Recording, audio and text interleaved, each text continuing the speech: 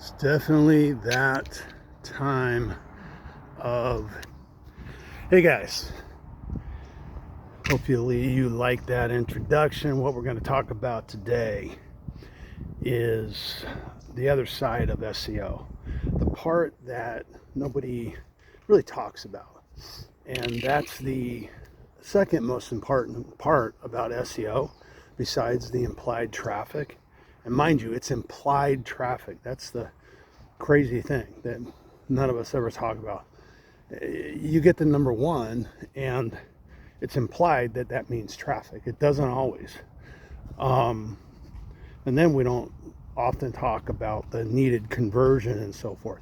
But the other part that I want to talk about is psychological priming.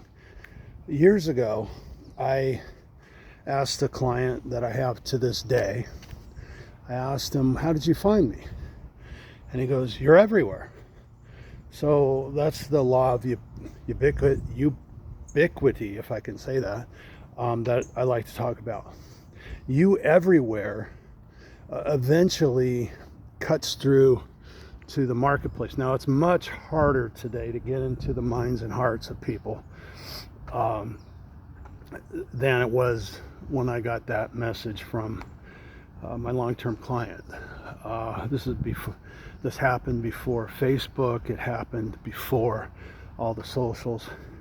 So it was a lot easier. I was just dialed into, he's a realtor. I was dialed into all the real estate spots, created content there, and away we went. Nowadays, it's a little more difficult to put that together. And so what we need to do is be aware of those things. But it's a psychological prime, very similar to the rule of 7. The rule of 7 I've talked about before on my audio podcast. I don't think I put it up on my video stuff yet, but I'm going to. But the idea is that in order to get people to buy, it isn't on the first try. You have to make them aware. You make them aware by dripping, to use a modern word, by dripping your message onto them. In the old days, without the internet, in like the 40s, I think it was, the madmen from Madison Avenue came up with the idea for the movies that people have to have contact with you, and so they have to be contacted by you if they're at all interested. If they're not interested in your type of movie or a movie at all, they're never going to go to your movie. But if they see it on a television commercial, they see it on the Sunday paper, they hear about it from their neighbor, they see it on a bus bench, they see it on a billboard, etc., they're going to go on the 7th time. Now, that's not a tried and true rule, but it's just a rule that we need to drip on people. The problem is, in today's world, God, I just saw this. Patrick Fagan, who's a great data psychologist, there's a word for you, wrote a book called Free Your Mind and Hooked. Very interesting. I think he said we get something like, I'm going to mess this up, but like 150 old world newspapers a day that we funnel through. That's insane. And so we're constantly deleting instead of actually coming up with ways to consume our information. Most of us are just deleting or believing something that hooks into our psychological biases, which is a whole nother subject I can get into, but not today.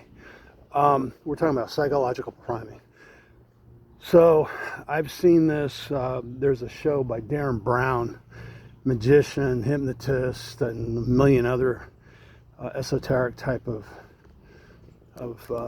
disciplines that this guy does. He has some great stuff on YouTube. One of the things he did was a demonstration and how he influenced architects to draw him a reface of his building. And so they fly into town, they go down the street to his office, they get the order, what Darren wants, and they come back a week or two or whatever later, and they said, we drew this, and they didn't show it yet. And well, Darren goes, well, let me show you what I drew. And he pulls out his rendition, and their jaws drop, because then it's their turn, and they pull down their veil over their drawings, and it's the same thing almost. And they're perplexed, like, how did you do this? He primed them. And he did a lot of other hypnotic stuff, but one of the things was he primed them. And he showed so on the drive there was all kinds of messages that consciously they weren't paying attention to. 99 to 95% of our existence, though, is not conscious, it's unconscious, and they're still seeing all this stuff that's basically getting them to be aware of certain aspects that Darren wanted on his building. So it was fairly easy for him to draw something that he knew that they were going to end up drawing. And again, there's more than just the priming part to get somebody to do that, something that drastic, but that leveraged the movement towards what he wanted. And so that's what SEO does. If it's you everywhere. When I say SEO, as we learned if you watched my last video, with SEO isn't just your website. SEO is everything. We talked about parasitic stuff yesterday or the other day. SEO is everything. So if you have a Pinterest post and it's telling your message, that's SEO. If you do it right, if you have a Facebook post, it's starting to look like the personal pages in Facebook can rank now, which is new. Threads will rank. I think Instagram's starting to. The personal ones. So everything is, at first with the socials, they started reeling in. They didn't want Google inside of them other than like a business page, and then other stuff started being allowed.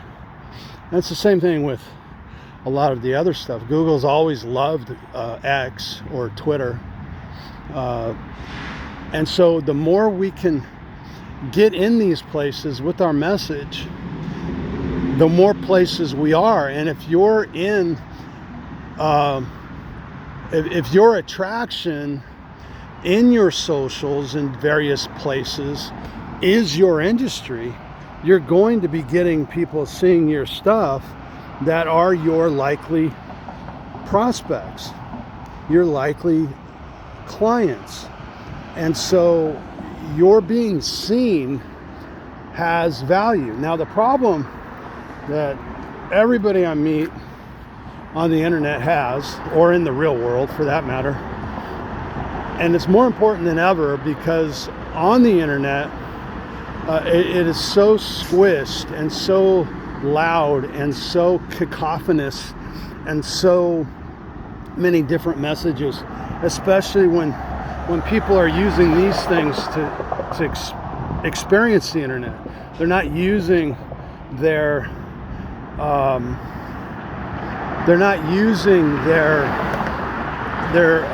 computers. They're doing it on the phone. And so the problem is they're even more distracted than someone like me who has 90 frickin' tabs up on my Chrome or my Firefox or both. The phone's even more distracting and begs you to swipe. And part of that is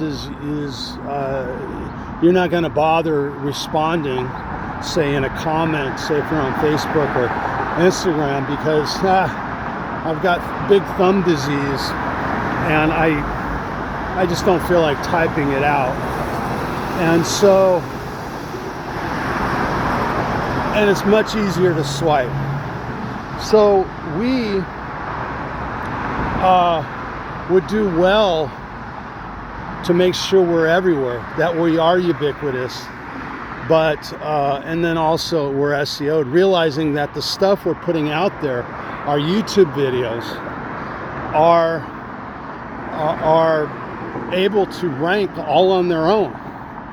And if that shows up and I'm doing a search in that genre that you're in, where you want your most wanted prospects to be seeing you, then, oh yeah, Tim O'Keefe, the dentist. Oh yeah, I've seen that guy talk about, whatever, molars or implants or whatever.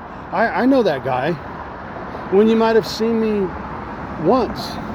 But the guy that you've seen 7 times is much more likely to for you to be calling him, especially if we use the higher end levels of not just